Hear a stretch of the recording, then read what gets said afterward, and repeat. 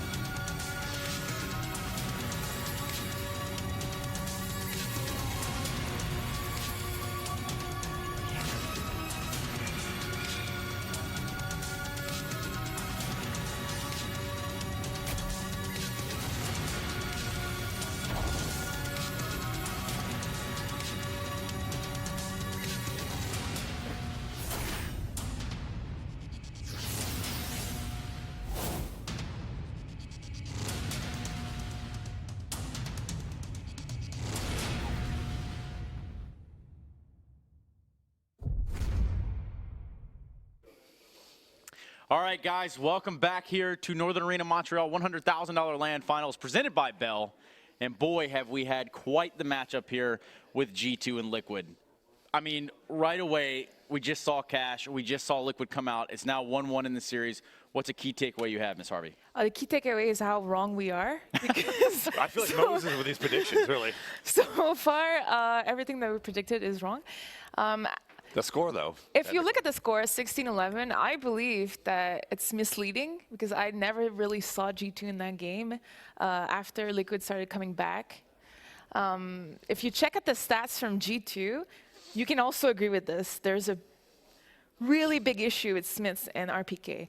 We played 27 rounds and barely got to 10 kills on both sides. Yeah, I mean, that's definitely a well, when they say anchoring something, they usually mean like anchoring the site, not your entire team, right? So it was a rough game for both players. Just ruthless. It is what it is. All right, so nonetheless, we do have the stats here for G2. This almost looked identical to what actually was on Train. It was Body and Scream, top fragging. Shocks was around, even, and then the other two were the ones that need to basically pick it up. Scream is having an awesome BO3, let's be real. He's having an awesome BO3, and Smiths even won a really good pistol rounds for G2, but it feels like, like two players were not in the game, or in the BO3 at all. Yeah, it's like he had that one round where it's like he got I think it was 1v2 with the pistol and the A site. I'm like, sweet, we have something we could talk about. Yeah. Like, give him some credit. And then a few rounds later, we just saw him like whiffing shots in the back when they're taking B. It's like, you're not helping yourself, We saw like 10 rounds with G2 with pistols in their hands, and they were force buying. Yeah, they seem like they're trying tilted. really hard, and I don't know what happened there, but it seems like, like only Scream was in that game.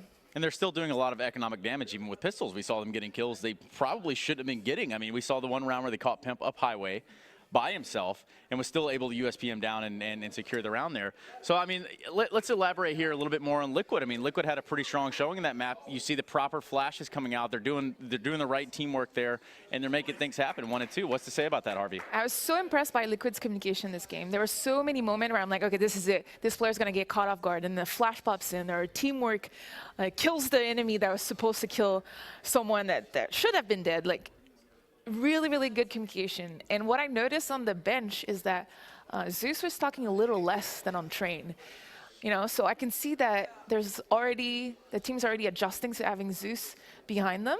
And it's interesting to see how we're gonna go into third map for that. Well, let's talk a little bit about Liquid's T side. Okay, so we started to see them all sort of like congregate, group up, do 5-man hits towards sites, and I mean, was there a rhyme or reason to that? Were they hitting sites specifically, maybe where Smiths is playing? I mean, there's a lot going on there. There's a lot to talk about. Cash lends itself to basically that opportunity where you don't have to be too advanced and too technical. You can literally just keep it stupid simple and just do they were doing extremity hits. They were doing B, just a straight up B hit, overload, basically trade it out. A hit, same thing, overload, trade it out. And then even with that, they were successful with that even Elige was able to get out middle by himself, uncontested several times. So G2 didn't have any control of middle.